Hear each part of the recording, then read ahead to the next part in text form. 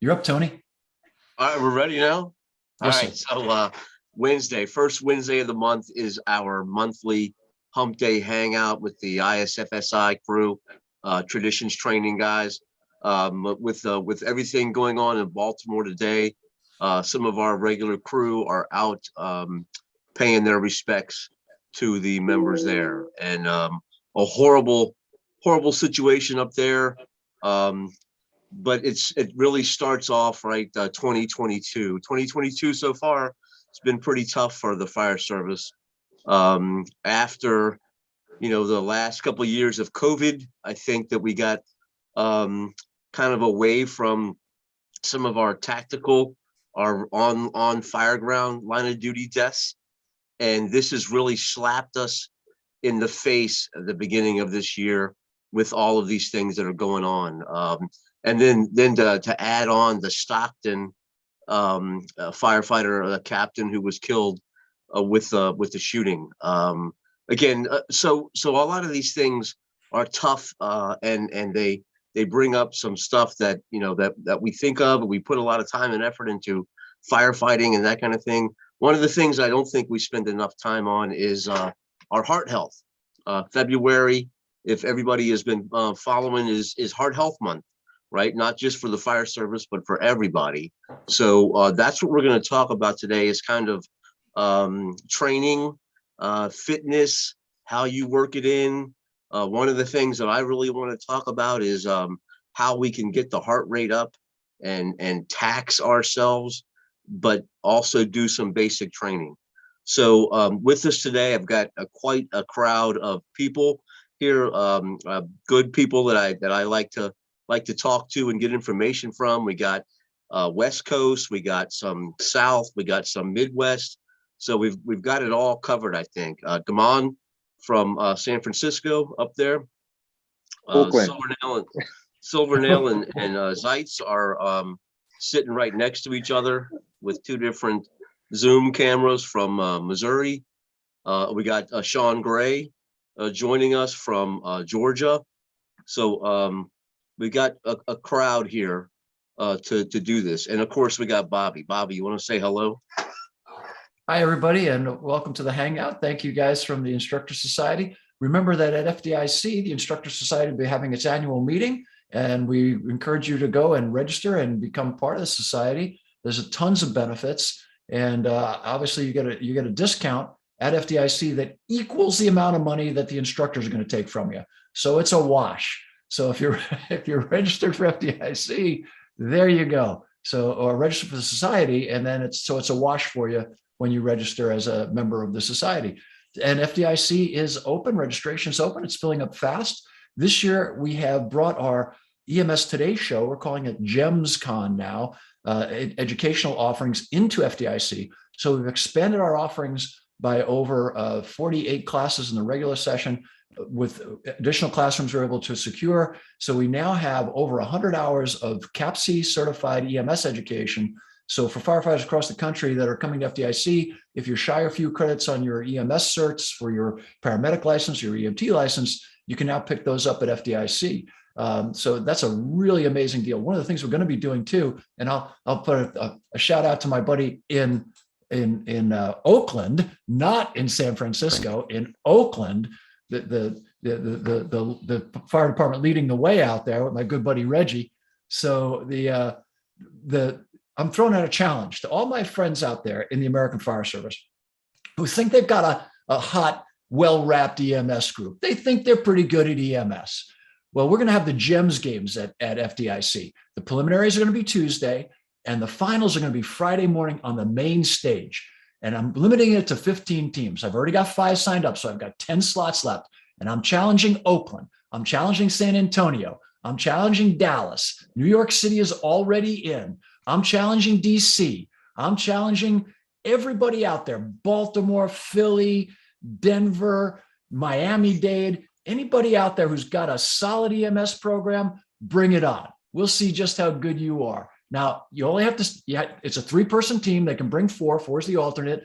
The preliminaries do the elimination. But on Friday, the 4 finalists come out. We have it on the main stage. We're going to fit 5,000 people in there to watch it. It's going to be streamed. They have, these people have been doing this. The GEMS Games team's been doing this for about 15, 20 years. These games are phenomenal. It's the most phenomenal competition because they make it so real world that when they end it, the teams don't want to stop treating the actors. And it's just phenomenal. It's a great, great competition. And so it's bragging rights. Now, I don't know if Reggie Freeman can able to motivate his guys, Desmond. You might tell him that Bobby said, I don't know if he can really, I don't know if he's got that skill set, and I don't know that Reggie takes a challenge very well. So Bobby was running some smack that John Austin said that he didn't think Reggie would be able to get it together. That John and Bobby said, so, but tell the boss, I'd love to see the American Fire Service just really show the best of the best, because we do such an amazing job. We exist to save lives, period. I mean, if anybody else, if you're delusional about that, get over it, because we exist to save lives. Ed Croker nailed it in 1902 when he said that our highest calling is when we save the handiwork of God himself. And at that moment in time, he nailed it. So as we talk today about heart health and things like that, remember that the lessons we're talking about here for us as firefighters and our heart health, we can bring those home to our families and our friends. And it's not hard to be heart healthy. It really isn't. It's basically an aerobic commitment, and in a lot of ways. And obviously, there's three things you can't outrun. You can't outrun Father Time. You can't outrun the fork, and apparently you can't outrun your reputation. So the important thing is there, the fork and time, right?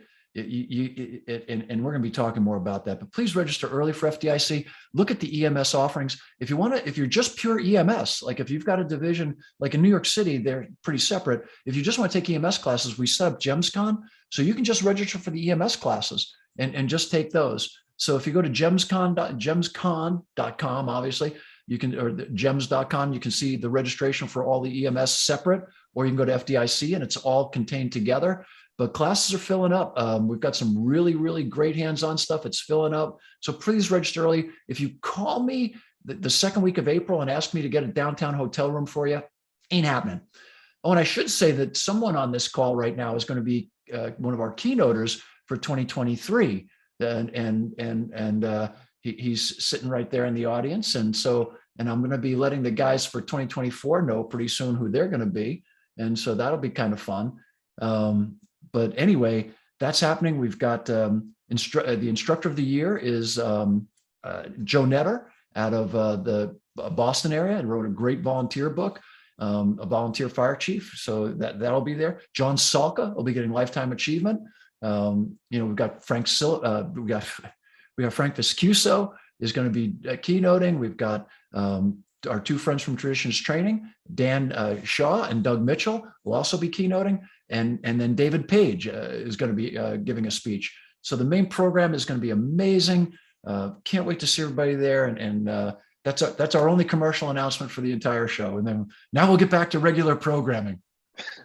So we're back in April, right? No more summer school. Yeah, no more summer school. We're back to April. It's full on. It's going to be just phenomenal. The Fool's Bash is on. The fun run is now being run by the Firefighter Cancer Support Network. So if you want to support the Firefighter Cancer Support Network, they're now running the fun run. That's on Thursday night. Stop, Drop, Rock and Roll is on. The Stair Climb is on. The Fool's Bash is on. The Union Party is on. All the special events that have had, they're all happening. So it's showtime, baby. It is rock and roll, Ayatollah. Oh, I know everybody here is really excited about FDIC and spending April. It's a good time. That's my birthday, right? April 27th, just in case. That's why we picked those dates. Yeah. It's the International Day of Tony. And, yeah. Look, I'm smiling too. See that? I taught him how to do that. We're here to talk about training and training, and we want to work in some heart health and training. And how do we do that, right? I know growing up in the fire service, the biggest emphasis on physical fitness was always when I was in recruit school, right? You spent an hour or more of your day doing some fitness stuff. You would go out and do push-ups and pull-ups and towers and run and all that kind of stuff. And then it was really over.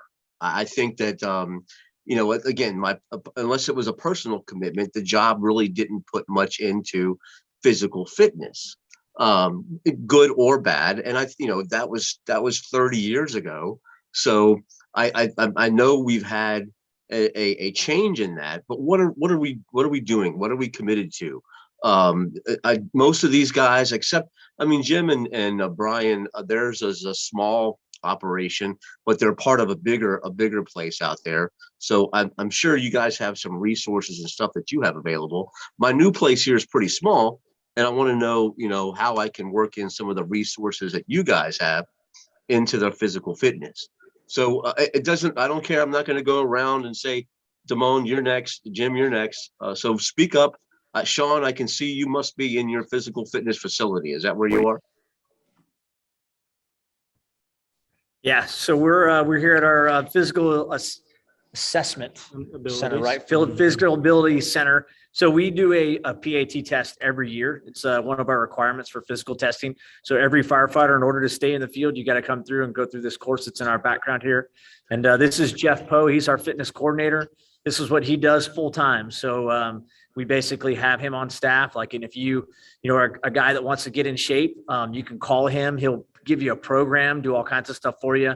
And yeah, this is our course that we go through every year. And Jeff's just here putting people through it throughout. And then if you're out for more than 28 days, we have a policy that says you got to come through and take this in order to go back to the field. So it's not quite a CPAT.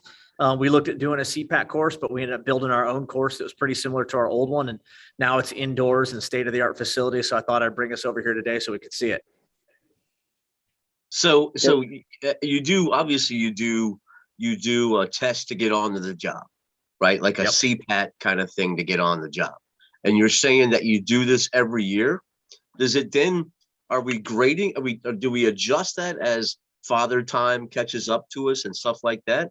What are you looking to get out? I mean, and I guess that's what I'm, you know, what it's obviously you've got a great investment there. What is the goal of that and in your people? Can you hear me? Yes, sir. So looking at about 10 minutes and 30 seconds is the pre-hire time for this test, this facility here. We carry that through with the recruits and then into our incumbents for the department and as a back to work also. So 10:30 is our goal time across the board. But we came up with that time. We ran all of our firefighters through in different ages. So it doesn't, Tony, like you said, I still got to do it in 10:30. So I got to be under that.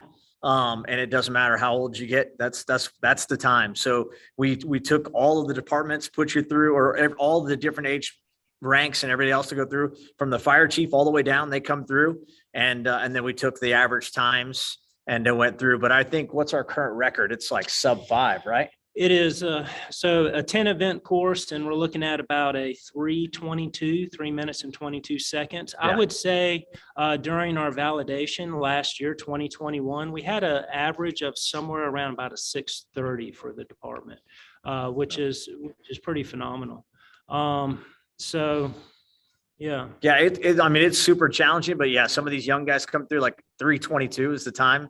That guy's like sprinting, and he's cruising, and in the background you can see there's a hose and some weights, and you got to carry that thing on your back up and over. I mean, it's not easy. You know, I'm the average. Let's just say that I made it. I think I was like right at 6:20 or something like that. But yeah, I mean, 10:30 is achievable, and it's very similar to a CPAT course. Rather than standing on the step mill, that's what these steps are behind us. We have 3 sets of them that go throughout the course, and it's very similar to a CPAT. So obviously, if you're requiring that, then there's some investment in making sure your people can do it, right? Yeah. So what do they getting time off on do they rotate through there on duty? What kind of arrangements or expectations do you have? What's the battalion doing for for facilitating physical fitness on the job? Yeah, that's something that again that Jeff does. So every one of our stations has got workout equipment, and that workout equipment, you're expected to be in shape, but you guys know how that is with call volumes and stuff like that. Sometimes you don't get those workouts in, but yeah, you got to stay in a decent amount of shape. And every year they work it out with the battalion chiefs. So basically, our chief calls us a shift before, and he's like, "Hey, next shift, you guys are going to PAT. Be ready. Bring your shoes." And so we come down here, bring on the rig, drive down to the PAT facility and go through it. And so, we're trying to stay in shape on duty and make sure that everybody gets it done on duty. But that's another thing where Jeff tries to educate our people is that, we definitely don't want to try to work out super hard on duty and that kind of stuff. Still be ready to run calls and educate our folks on that, on elevated body temperatures, especially in the summer here in the South. It gets super hot and humid. And we have issues there. So we've had people pass out on fires. And usually when they get interviewed afterwards, they're like, "Oh, I was just doing a CrossFit workout at the station, me and the crew. And next thing you know, we caught a fire and now I passed out." So we're trying to educate people on that kind of stuff as well. Tony, I think Chief Halton's got a great point where he's at is, you can do all the stuff at the stations, but you also got to take it home with you. We spend 10 days a month at a station, but if you're not doing the right stuff on the 20 days you're off, and you can see there Chief Halton's gym at his house. It's absolutely critical that it becomes a cultural thing for people to embrace both on duty and off as a lifestyle. Yeah, and with Chief Halton's gear right there, he's one of those guys. If you've ever seen him in the gym, that man goes for a really long time. I challenge you to get on there and work next to him on the machine. Yeah, Sean, I definitely envy you and the men and women out in Cobb County in terms of what you guys have set up for physical fitness. It says a lot about an organization in regards to its commitments to its people. You look at its training division in regards to its staff and personnel and what they have in line for them, and also the physical fitness component. Tony, to your point in regards to most organizations, it's unfortunate that physical fitness, at least from a mandatory perspective, starts and stops in the academy. Here in Oakland, as part of our academy training, the recruits, 6:30 in the morning, they go through some type of physical fitness. Sometimes it's a CrossFit setup, other times it's basic body weights and running. And then once they graduate from the academy, although our MOU allows 90 minutes a day for working out, it's sort of a hit or miss. But hopefully, we can get to that point across the American Fire Service, or International Fire Service for that matter, to where it's a mandatory, because I always tell folks, your health is your wealth. So I was intrigued when you were talking, Sean, and Captain, your first name, I forgot, I apologize. I'm Jeff Poe. Jeff. So Firefighter. Oh, well, you're promoted now. You're Captain Jeff now. So I can do that. I'm just kidding. So the reason I went upstairs just to show, I'm big on cardiovascular, obviously. And obviously at my age, and I'm not going to disclose what that is because us fellow septuagenarians keep that well hidden. But, the joints, my knees and such, give me trouble when I run on the street. And so I do elliptical, and I also use it's a Total Gym. That machine you saw there is the Total Gym. It's a Total Gym Elevate system, and I really like that because it keeps me flexible, keeps me fit in my cardiovascular. So my question to you all becomes, and I get it, there's very few folks my age that are serving in career departments, but I was curious about why there was not an age element in your fitness return to duty program, Sean or Jeff, if you want to expand on that. And I get we all have to be able to meet the same basic minimum requirements, but as you age, though, certain things do become more difficult, just irrespective of how much you attempt to fight off Father Time. He catches your ass. 10:30 at a minimum it's a pretty gracious time. I mean, I can walk through this course in about 6:45. So the time of 10:30 is not too difficult to do. And we just haven't got to the point where we went into different categories with ages or genders or anything like that. So it's the 10:30 is a minimum standard. But and that was something that was put forth by our current public safety director, Randy Kreider. He's real big on fitness and always has been. And so it just came from the top down over probably the last 15 years we've been building this. And, it used to be outside at our fire ground. It was set up, and the training division would have to set it up, and it was all gravel. We were dragging hoses, and it was pretty brutal. You could go on a really hot day or a really cold day because the testing's so long to get everybody through all 30 stations in 3 shifts. It takes us forever to get through as a department. So you could go anytime in March when it's still cold, or you end up going in end of May when it's hot. And so that was some of the challenges, but now with our new indoor facility, it's a little bit easier. Everybody gets the same time, but we have our policy currently right now is if you fail it, you have 30 days to come back and retake it. And really that is kind of when you set things up with Jeff, like he works with you and says, hey, what was the issues? Are you having some sort of health problems and that kind of stuff? And on top of just our physical testing, we do the annual medical exams as well. And that's something we're working towards. It's not mandatory for our department. It's voluntary still at this point. So we have somewhat of a low turnout, and that's just a culture thing that is still not quite there in our department yet. We have people that are fearful of it. They go to get that annual medical exam that something's going to pop up and you're going to get fired. And so they don't know anything about that HIPAA law. And so it's one of those things where, we really do encourage people to go and get a medical exam, but only, I think we have 800 people and we only had like 120 actually take the medical exam last year. So we're still working on that, trying to push that culture forward and get some of these people through. And hopefully we can get up close to that. And I think it should be mandatory, but that's just my own personal opinion. You know how those go sometimes. So, well, screening is critical to personal health, and so I will say this, Jeff, if you'll be willing to coach me a little on that for a day ahead of time, I'll challenge Sean Gray to go head to head on that course and see how I do. Love that. Absolutely. So, Jim, I've run with you. I know that's a tough challenge right there. I'm going to have to train. Jim and Brian, you guys have, again, I know you're a smaller agency. What do you guys there? Do you have a training, a place to do some physical fitness training in the department? Sure. So all of our engine houses are outfitted with a pretty nice gym. I mean, it's not a Gold's or a big gym, but it's enough to where you can get enough cardio and weights in the 24-hour period that you're here. But I like the discussion about the culture, because I think you've seen a huge transition in our agency, in our industry. When many of us first got on the job, you'd start working out, like, what are you doing? You're just going to get a call. Why are you wasting your time? And, working out was seen as something extra. It wasn't seen as part of the workday. But I think, now you're seeing it as, working out is actually a part of, is your job requirement. And I think that is important. I think it's just a culture change that has to come from the top. And, we have to embrace that, because, what is the number one killer on the fire ground? It's cardio related. Why would we not take that, seriously? But Brian, what do you? No, I think same thing, culture. And I think back when I started at my previous department, I worked for a very short captain. He was 4'11". Everybody called him Shorty, Robert Lohr.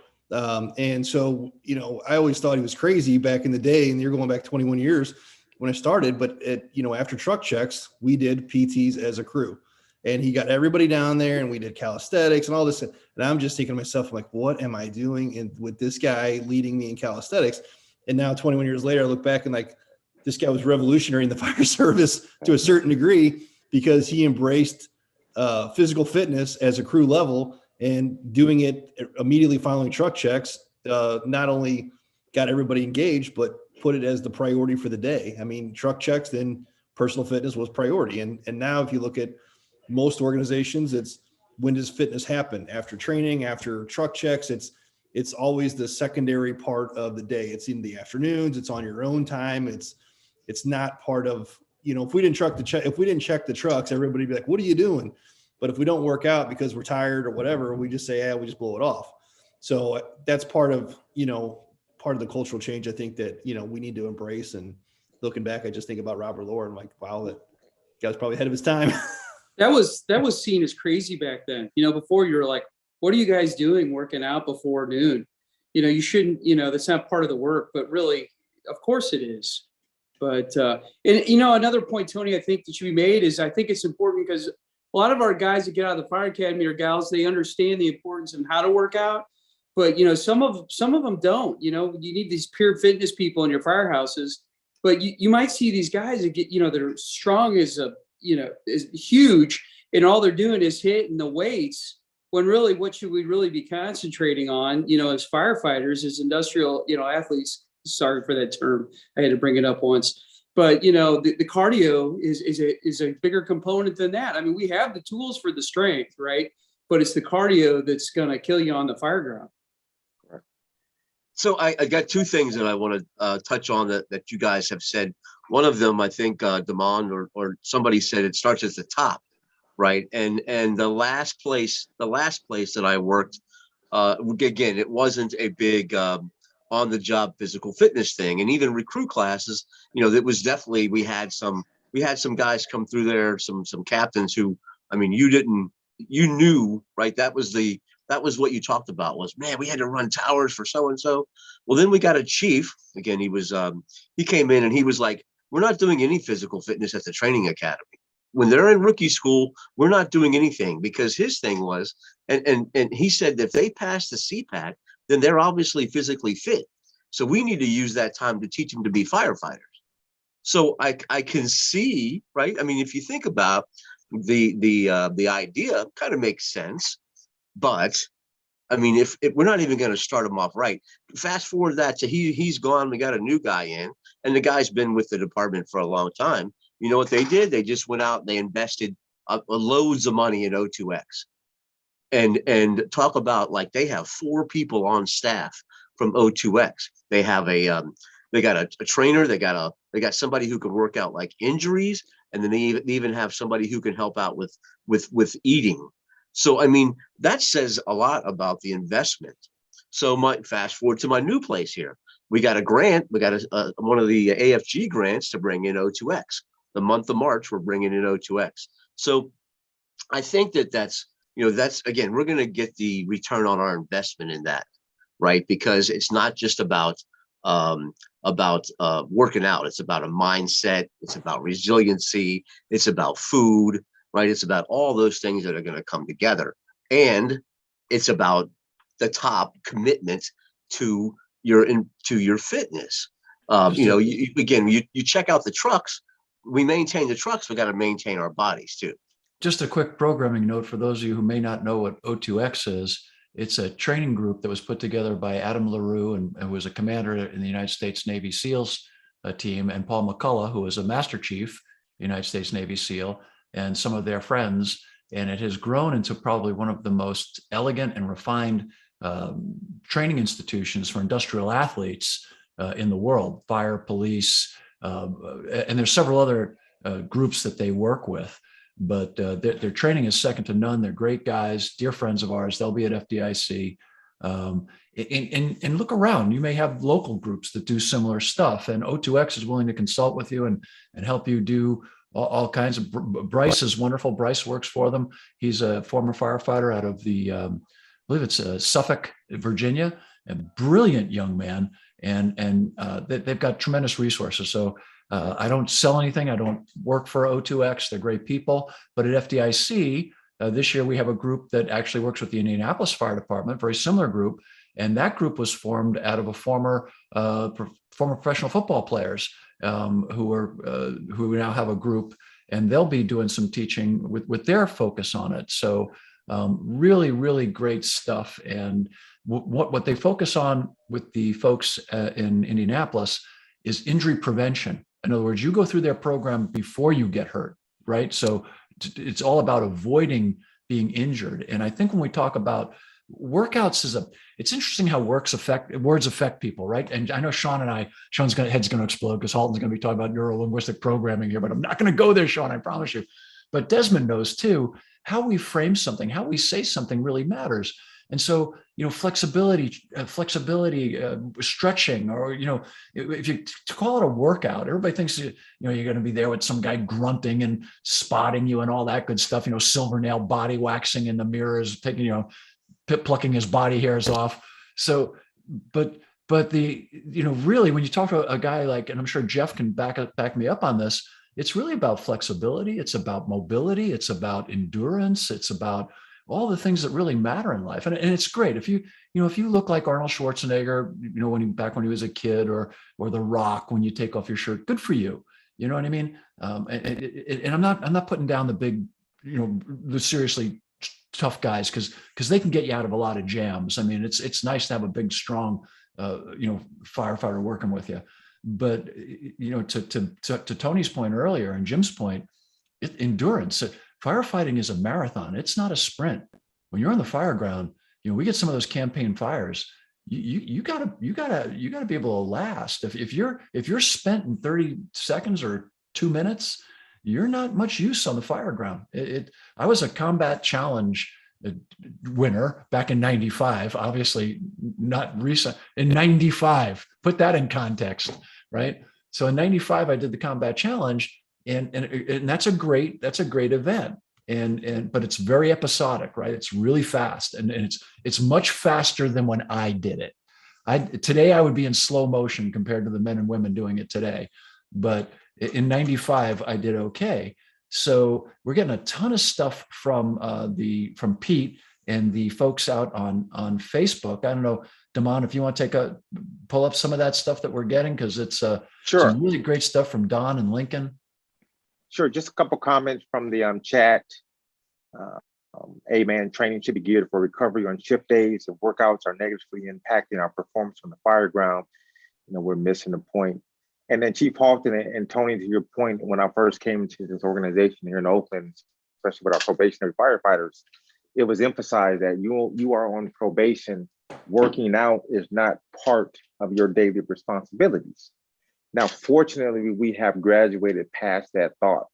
And Chief Halton, you mentioned, words mean something. And I tell folks, don't look at it as a workout, look at it as part of your responsibility as a professional firefighter, whether it's pulling hose, throwing ground ladders, doing search and rescue training exercises, working out, or some type of physical fitness is part of your responsibilities as a professional firefighter.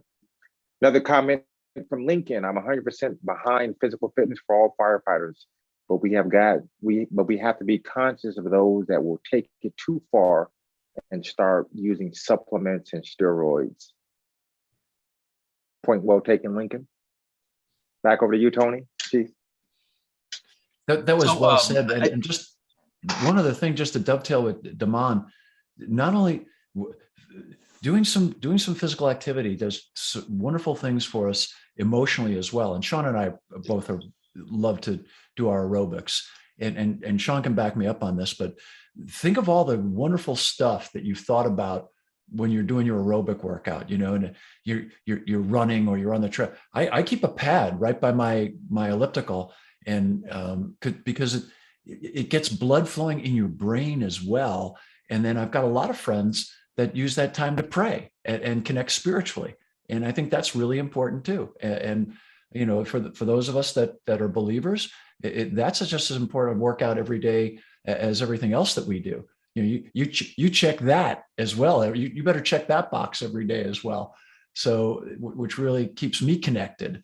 So I think that there's other stuff that we do, and how we frame it for our folks. If you say, well, everybody's got to go down, and so you end up looking like, Captain America, Tony Carroll there with, bulging biceps and such, that's not the end point. Really, I'll bet if Jeff, could help us here, it's probably what, as a trainer for, Cobb County, which is a gigantic organization, you're 600 people or whatever you are now, 700 people, that's what he's looking for. I mean, upper body strength is wonderful.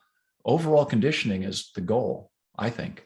Let's talk about some of that. Let's take it from physical fitness training and take it to fire training, right? Because again, one of the things I threw out there in the idea was we know how the basics, right? Firefighter survival starts with basics, and we have to be able to do those basics all the time. When we just get on the fire ground and we haven't got our heart racing yet, to when our heart is really racing.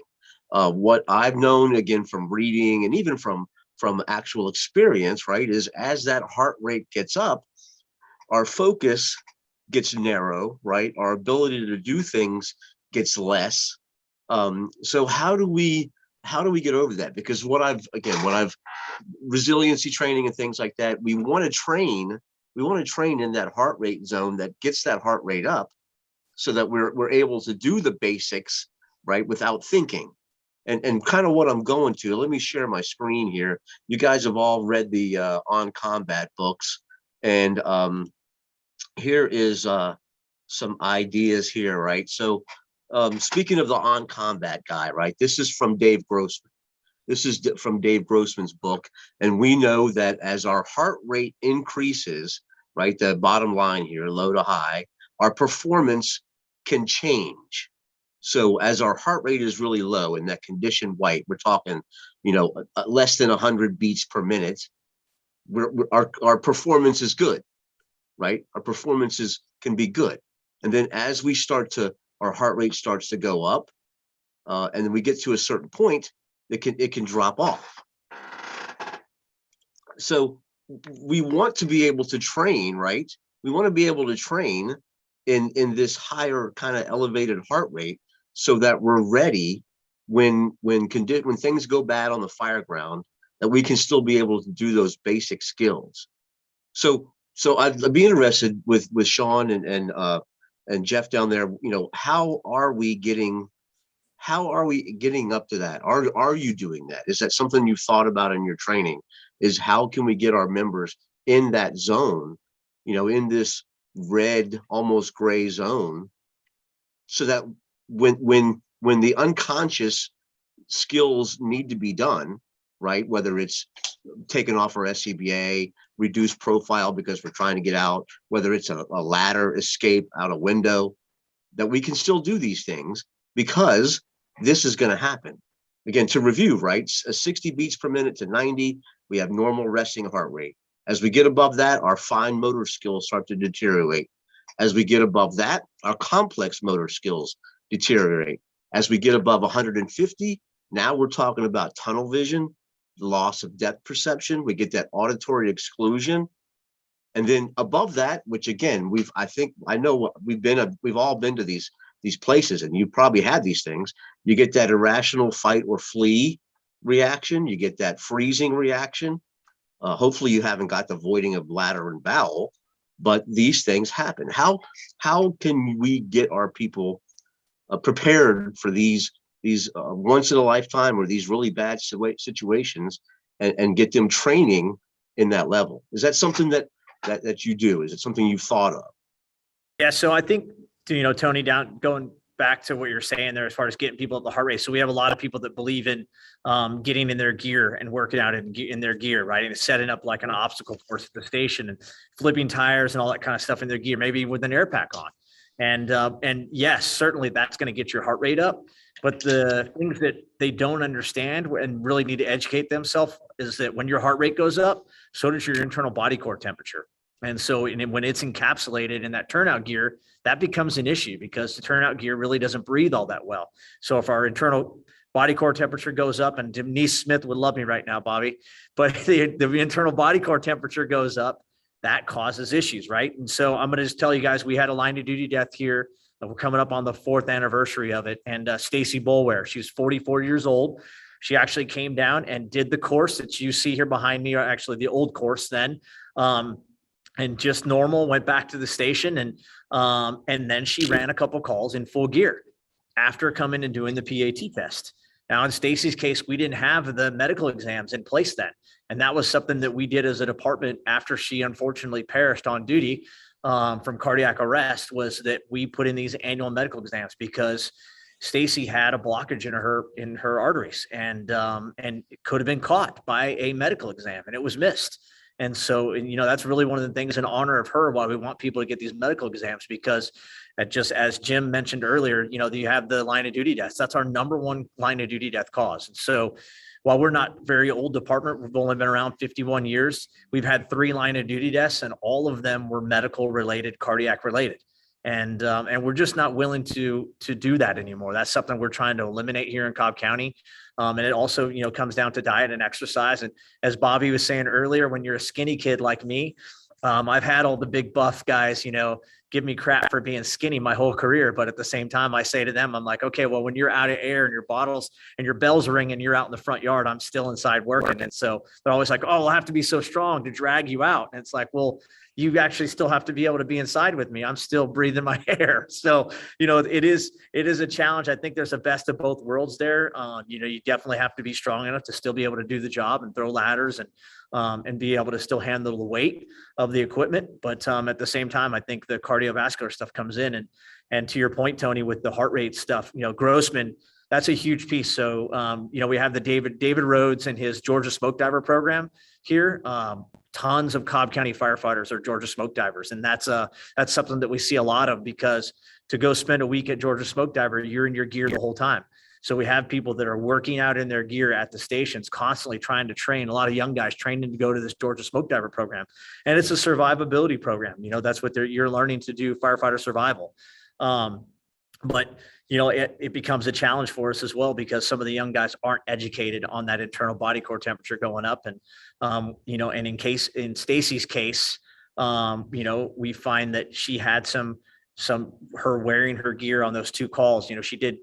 She went to a car accident and was wearing full turnout gear out on the interstate, and then immediately left there and went and did chest compressions and did CPR, and then got back to the station and had her episode and started having chest pain. And she arrested at the station while our paramedics were working on her.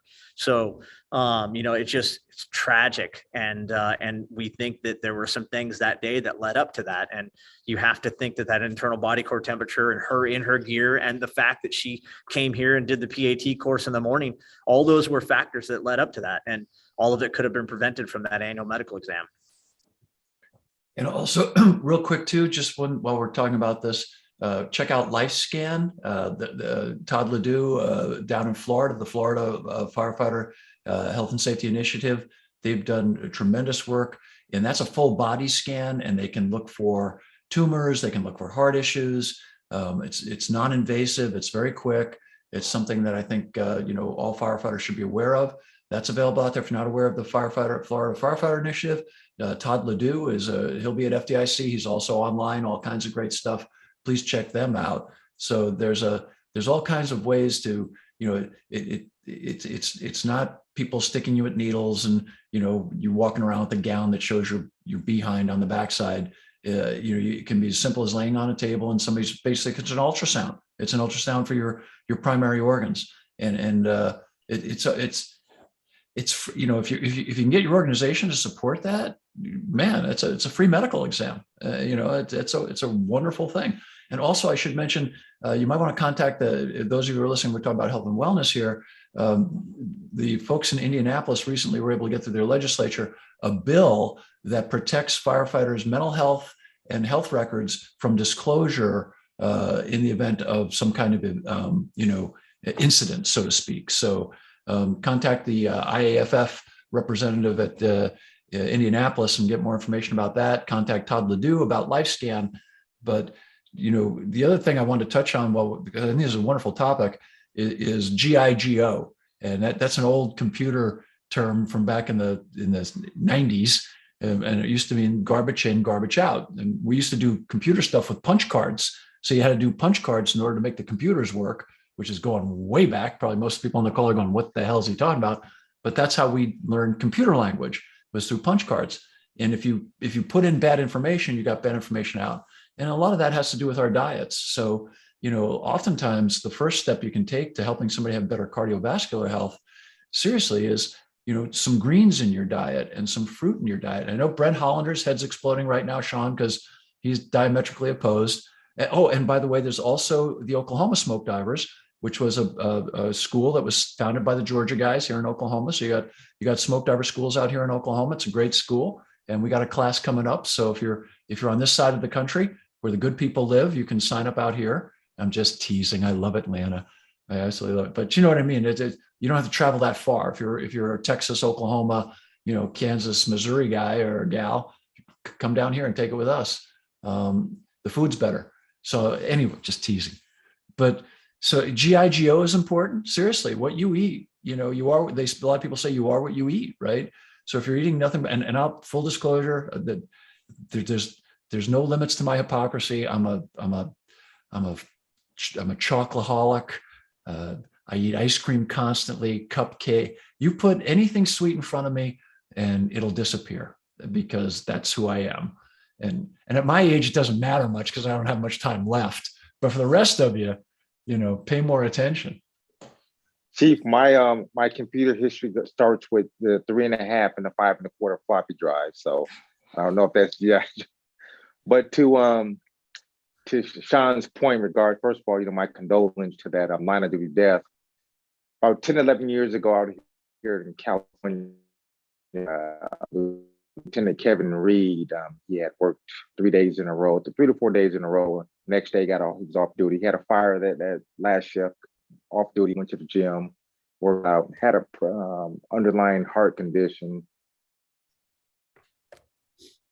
Unfortunately, passed away. One of the things I challenge my folks out here, you know, we have the pomp and circumstance, we have the funerals and the aftermath and the party and a celebration of life. But the most important thing that we can do for those individuals, whether they died as a result of a medical condition or structural collapse, flashover, whatever the case may be, is to learn from that event or an incident and make changes in your organizations in hopes of reducing that or totally preventing that from happening again. Yeah, absolutely. We definitely need to do that. And that's kind of what I'm trying to touch on here with the elevated heart rate, right? The basic stuff, we can do the basics when our heart rate's nice and low, but how do we train to get ready to do that when we're in max heart rate? I have the guys with drilling at the speed of flashover kind of are addressing that in some ways. The resiliency guys, Rick George and his team are doing some of that. I think folks are looking at it. The caveat to that, Tony, just before we all start chiming in here, is it's very high risk stuff.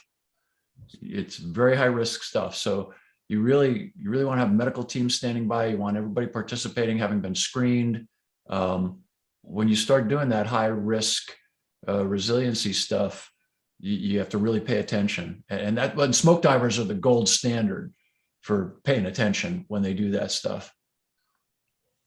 Hey, Tony, this is another comment from the audience. It's from Lincoln. The body core temperature, sweating, and dehydration issues are huge because they can thicken the blood, causing potential clots and other problems.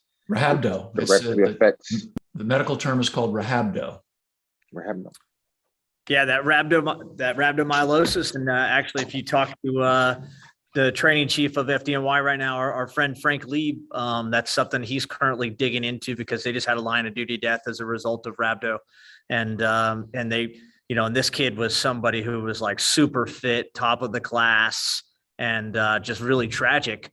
And that's where, you know, that you mentioned that the same thing about the thickening of the blood is that I think some of these young guys, they think they're invincible, right? So even after academy and they go home for the day and they're like, oh, you know, I got to go home and do some curls for the girls, right? And so they get in the mirror and they sit and they work out a little bit and they think that they're fine but then they come back the next day and they get hammered again. Then they do PT and then it's a day of throwing ladders all day or, you know, something that's very challenging working in gear. And then that you ended up in rhabdo. And we've had plenty of recruits that have rhabdo and have even spent a little time in the hospital from it. But fortunately, we haven't have a line of duty death. And I know that that's something that, you know, Frank Lieb is really trying to look at right now because he's a type of guy that when something happens like that in something that he's over, he's going to try to prevent that from ever happening again. Damon, would you read the comment from Don Ringale? That's a great comment. And Don, if you'd like to attend FDIC, we'd like to extend you a guest pass for 2022 just for that comment, because I agree with you wholeheartedly. So audience, this comments from Don. I am not convinced by the argument that you need to be strong enough to self-rescue a downed firefighter. Research suggests it takes approximately 6 firefighters to rescue one. If you are strong enough to do that alone, awesome. but I would not expect it to be the norm. Thank you, Don. And Don, I'm serious. Contact me and we'll put you on the comp list. I'll get your. Yeah, Don, you're a big winner, man. That's a great thing he's extending to you there, and definitely take him up on that, Don. So it's also a courageous comment that he made too. Yeah, we definitely know the studies that talk about that stuff, right?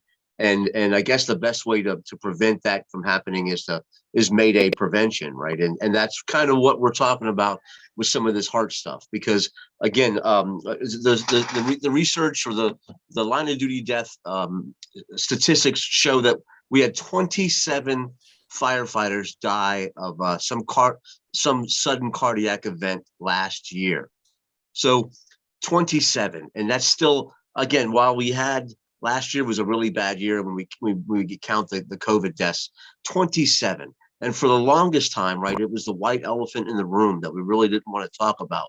And I think that with O2X, with Dan, right, with Dan Kerrigan and Jim Moss, with what they did, the functional fitness stuff. We have Aaron Zamzo up in Milwaukee area who's doing some stuff. There's been a lot of fire service training groups that have brought out some of these things and talked about them, and I think that's kind of changed the direction, and we're seeing that 27 is way too much, right? 27 line of duty deaths for the cardio is too high.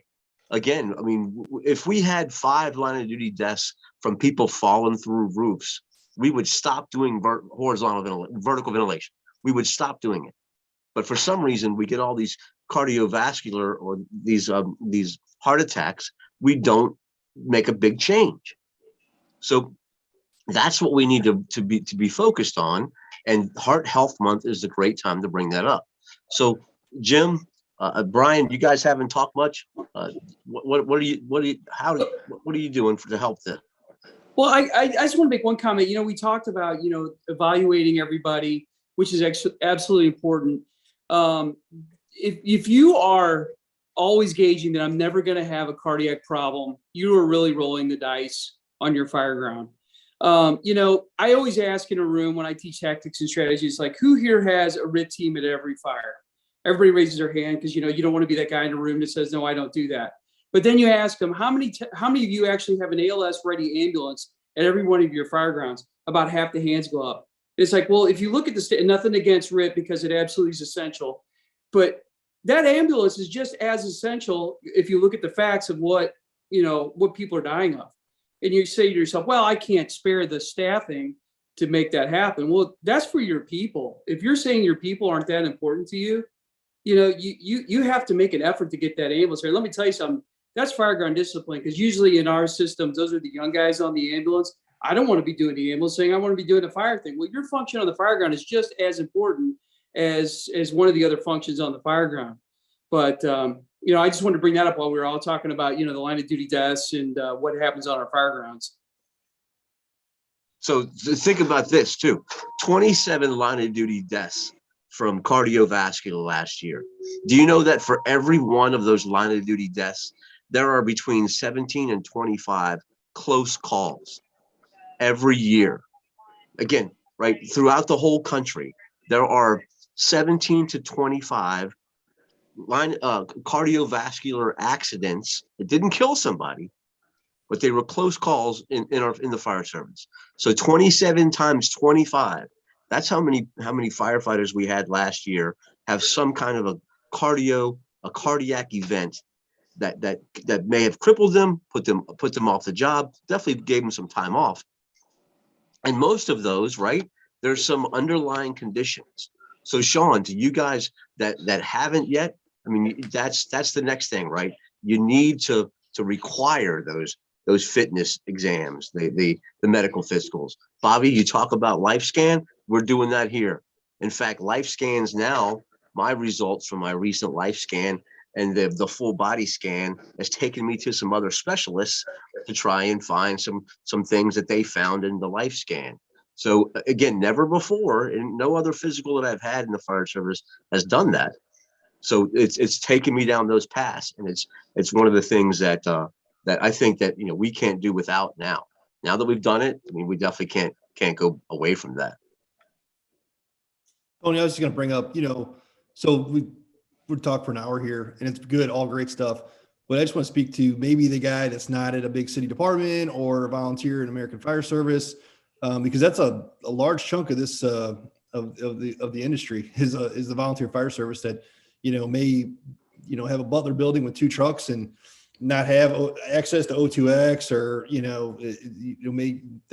their budget spent on FDIC sending 2 guys and that sort of thing. So what can they do? Because if you listen to this and you listen to all this stuff and it's great, it can seem overwhelming and probably daunting at best for a training officer, a chief to do something. So, I always tell people this is just do something, do one thing today, whether Chief Halton was saying, eat some greens. If you're a volunteer and you get home from work and instead of grabbing a cold beer, maybe grab a glass of water and go for a walk. Do some push-ups, do some sit-ups, do some stretching, wake up 30 minutes early and, do a run, build upon what you can. If you can't, if your organization doesn't afford those opportunities to have all the amenities that, people on this call that we're afforded to. So I just speak to that, it's not as daunting and challenging if we just start small and build upon the small things and small building blocks and, just do something today to make yourself heart healthier, and then do something tomorrow to build yourself heart healthier and do that for the whole month. And then at the end of the month of February, guess what? Now you've changed your culture and your body and your lifestyle and take that to somebody else. Yeah, and Chief Halton put something up in the chat about mentioning removing gear from a downed firefighter. So we do that technique, and I'm no expert on it, Chief, but it's a 2-person job. We try to get that coat off and to get the chest exposed.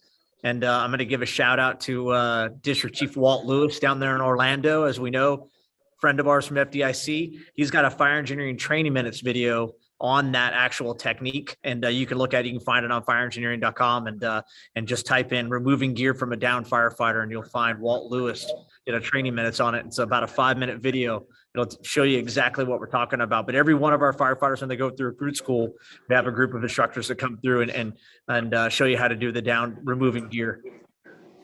And guys, come on. We did a Mayday Monday on this. Perfect. I'll do some research and post that, but absolutely. Heart Health Month. You remember my friend, Kevin McRae, DC guy who died of a massive heart attack. His line of duty death anniversary is in May. So if you look for a Mayday Monday from last year, it takes you through the firefighter CPR stuff, because again, 27 line of duty deaths times that by 25, we had a bunch of near misses. So there's a better chance. It's unfortunate, right? There's a better chance that someone's going to die on a fire ground of a heart attack than it is of any other thing that we're doing on a fire ground. Absolutely. Hey, I apologize, everybody. You guys can keep going. I've got to bail. I have a FDIC meeting to jump on, and another shameless plug. But all of these gentlemen, Damon, you're the only one I don't know is teaching at FDIC this year. So other than the slacker from Oakland, which will be corrected in 2023, right, Chief? Okay, good. Correct answer there. I look forward to seeing you all there. And I want to say thank you to Tony and the Instructor Society. This is a great topic. Please keep it going. And please register for FDIC early.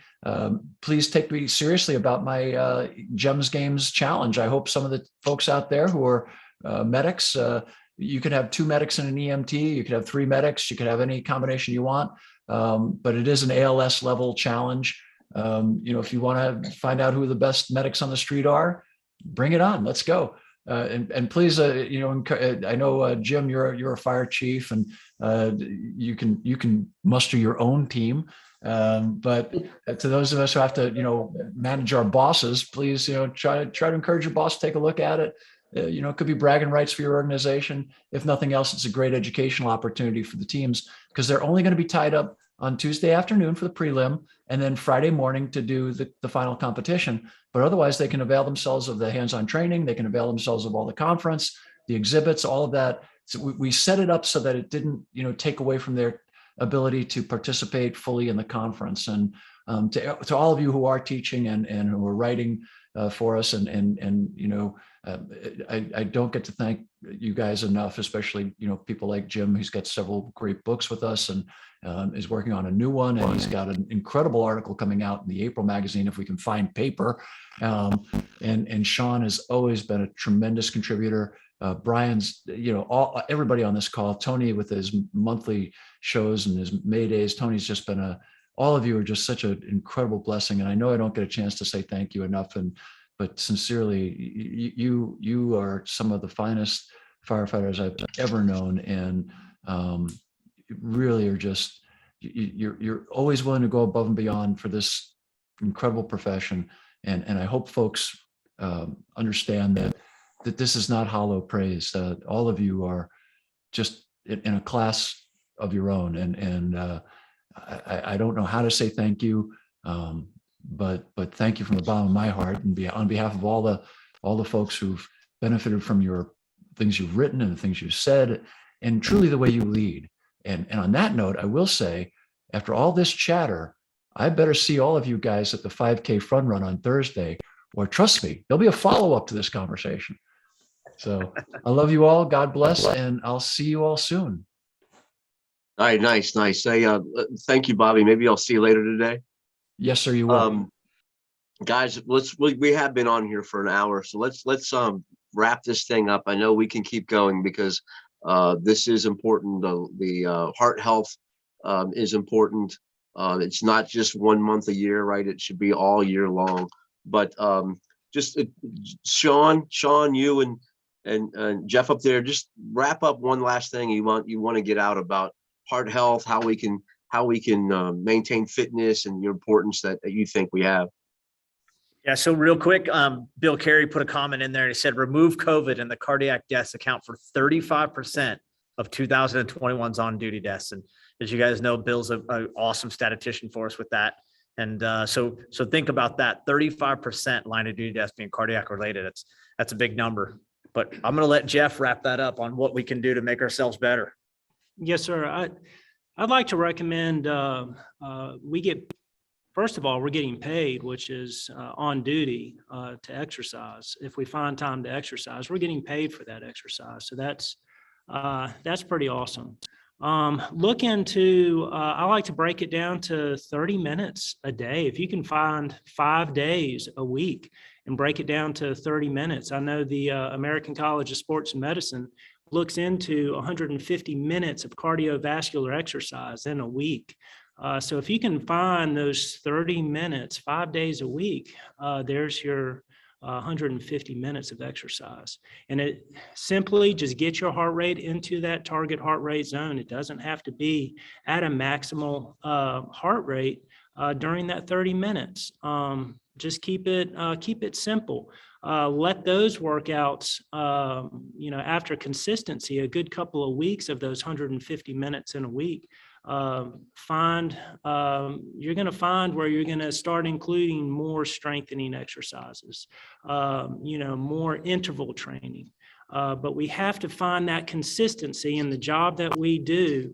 And if you challenge yourself every day to get in there and do a little something, it's going to make a big difference for your heart. Yeah, and right. And while he did say we're getting paid, and Brian mentioned earlier, most of our fire service is volunteer. So and he also said the basic thing is just do something, right? Just do something to kind of do something different, right? Don't do the same thing. Do something different. That'll get you something different for your heart to experience and keep you healthy. With that, Brian, Jim, some last words, last thoughts? I think it all has to do with attitude. It's got to be ingrained that this is part of our jobs. I hate using the cliche, but it's a great, term, and that's industrial athlete. That's so true, and it is a part of our job, and we have to keep it that way. Yeah, I would just dovetail on that. You know, the most important asset in the firehouse is your people. So make sure we're taking care of those people. Damon, some words of wisdom from the West Coast. Start or continue to make it a way of life. That's it. All right, I just will wrap it up and thank you all you guys. I really appreciate you coming out today. One last thought should be about the Baltimore firefighters who are they're honoring today. Again, their funerals are, they're getting laid to rest later on, but today is a big memorial service. So spend a little bit of time thinking about that, thinking about what they went through, and learn from that, learn from their sacrifice. And with that, that was our monthly Hump Day Hangout with the ISFSI crew. I appreciate you all coming, and we'll see you next month. Thank you, guys.